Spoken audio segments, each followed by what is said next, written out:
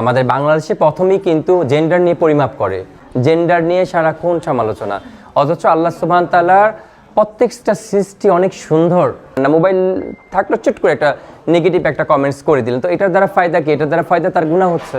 বিশেষ করে আমাদের বাংলাদেশের কথাই আমি বলবো যে আপনি কিছু ভালো কিছু করবেন বা ভালো কিছু করবেন, সেটা নিয়ে আপনার সমালোচনা হবেই। আসলে সমালোচনা কাকে নিয়ে করে? যে আলোচনায় থাকে, তাই না?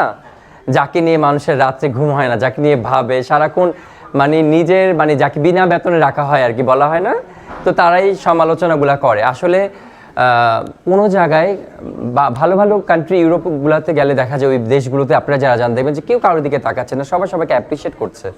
আর বাংলাদেশে কেউ একটা কি ড্রেস পরলো, কি ডিজাইন করলো, কি করলো, ওইটা নিয়ে সারাক্ষণ সমালোচনা, জেন্ডার নিয়ে সারাক্ষণ সমালোচনা।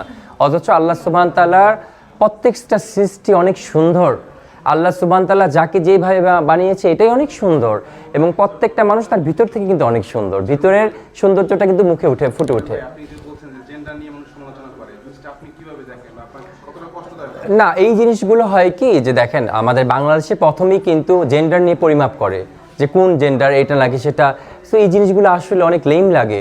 একটা মানুষ সবচেয়ে বড় পরিচয় সে মানুষ, এক। আর দ্বিতীয় কথা হচ্ছে সে আল্লাহ সুবহানাহু তাআলার সৃষ্টি। আল্লাহ সুবহানাহু তাআলার সৃষ্টি এক একটা এক এক রকম সুন্দর। আমি একরকম সুন্দর, আরেকজন আরেক রকম সুন্দর, আপনি আপনার মতো সুন্দর। আল্লাহ সুবহানাহু তাআলার প্রত্যেকটা জিনিস সুন্দর, কিন্তু কেউ কাউকে একটু ডেকোরেটেড করে রাখতে পছন্দ করে। ডেকোরেটেড, যে না আমি আমাকে একটু সুন্দর গেট আপ মেকআপ করে একটু সুন্দরভাবে অনুষ্ঠানে আসি, এটা যার যার মনের ইচ্ছা, সে তার ওইটা সে করতে পছন্দ করে। আবার কেউ খুব রুড থাকতে পছন্দ করে, খুব রুডভাবে চলাফেরা করবে, এটাও সে করে।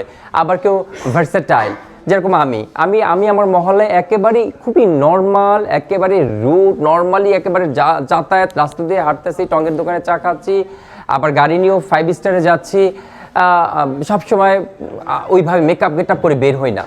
একটা দেখা গেল একটা নর্মাল ট্রাউজার বা শর্ট প্যান্ট পরে দৌড়ে চলে যাচ্ছি জিমে বা টঙ্গের দোকানে চা খেতে, তো এটা হয়ে যায়। আবার দেখা যায় সিচুয়েশন বুঝে অবস্থান, একটা প্রোগ্রামে আসছি যে শেরওয়ানি পরে চলে এলাম বা সুন্দর একটা ড্রেস পরে চলে এলাম, এগুলো ডিপেন্ড করে সিচুয়েশন। সো মানুষ আমাদের যারা স্ক্রিনে দেখে তারা খুব বেশি কালারফুল ভাবে এবং মনে করে এরা সারাক্ষণ এইসব ড্রেসই পরে থাকে বা এইসব গেটআপই মনে হয় থাকে। আসলে সম্পূর্ণ ধারণাটা ভুল। আপনারা যেরকম সাধারণ মানুষ, আমরাও সেরকম সেই ধরনের সাধারণ মানুষ। যখন আমরা কোনো প্রোগ্রামে আসি, যেহেতু আমাদের গ্ল্যামারাস মিডিয়াটা একটা গ্ল্যামারাস একটা লাইফ, সো ওইখানে আমাদের খুব গ্ল্যামারাস হয়ে আসতে হয়।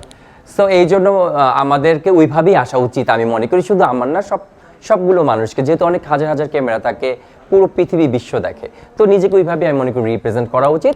এই জন্য এখন কে কী ভাবলো, কে কোনটা নিয়ে জেন্ডার নিয়ে ভাবলো, এগুলো আমাদের যায় আসে না। আসলে আমি কি সেটা আমার ফ্যামিলি জানে, আমার পাড়া প্রতিবেশী জানে, এবং আমার আল্লাহ সবচেয়ে বড়, আমার আল্লাহ সে জানে। তো যার যার বিষয় সেটা তো আল্লাহ দেখছে। এখন আপনি একটা মানুষকে হুট করে দেখি তো কটূক্তি করতে পারেন না, তাকে নেগেটিভ কিছু লিখতে পারেন না। মোবাইল থাকলে চট করে একটা নেগেটিভ একটা কমেন্টস করে দিলেন, তো এটার দ্বারা ফায়দা কি? এটার দ্বারা ফায়দা তার গুনাহ হচ্ছে।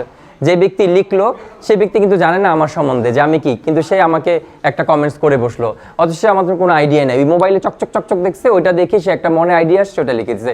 তো এটা থেকে আমি মনে করবো যে আমাদের, বিশেষ করে আমরা বাঙালি, আমরা যেন বাঙালিরা পরিবর্তন হই, পরিবর্ধনের মধ্যে আসি, তাহলে আমাদের দেশ আগাবে, জাতি আগাবে, আমরা সবাই আগাবো ইনশাল্লাহ।